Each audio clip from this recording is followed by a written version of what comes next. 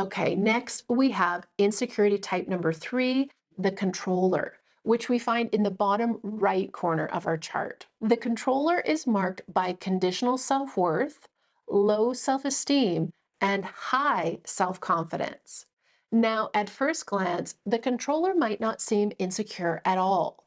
They often appear successful, capable, and self-assured, with consistently high self confidence. They know their strengths, take pride in their achievements, and are usually seen as high performers by those around them. But with their consistently high self confidence, the controller often unknowingly builds their self image on performance, achievement, and control. And as long as life continues to reinforce their capabilities, this seems to work.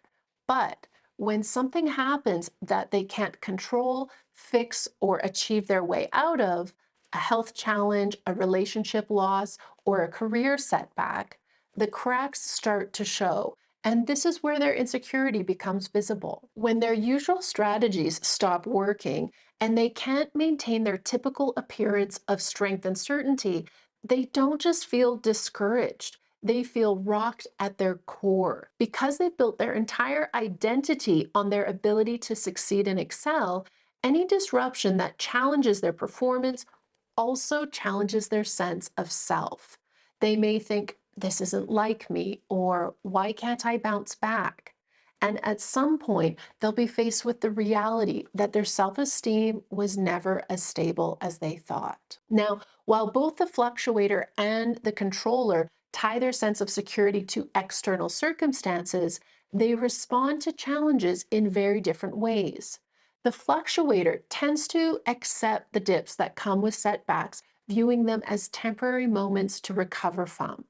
The controller, on the other hand, reacts to those same dips by doubling down, using a sometimes unhealthy level of effort, control, and persistence to try to fix or prevent the problem from escalating altogether. To help visualize this, again, imagine self-esteem development over time.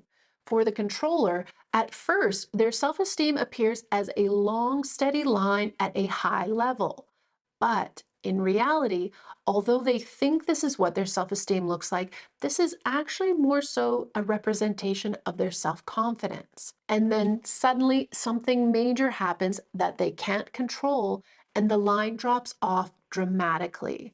There's no gradual dip, just a sharp decline. This represents the moment when their self confidence is no longer enough to sustain their internal sense of self, revealing the gap in true self-esteem that was unfortunately there all along. And unlike the fluctuator, whose self-esteem tends to bounce back slightly more quickly, this drop can last much longer because for the controller, the realization that what they thought was high self-esteem was really just sustained self-confidence can feel like a shock to their identity. Depending on the person, for some, this can make recovery slower and more complex because it requires not only rebuilding self-esteem, but re-examining the impact of insecurity in their life and how they've defined their entire sense of self.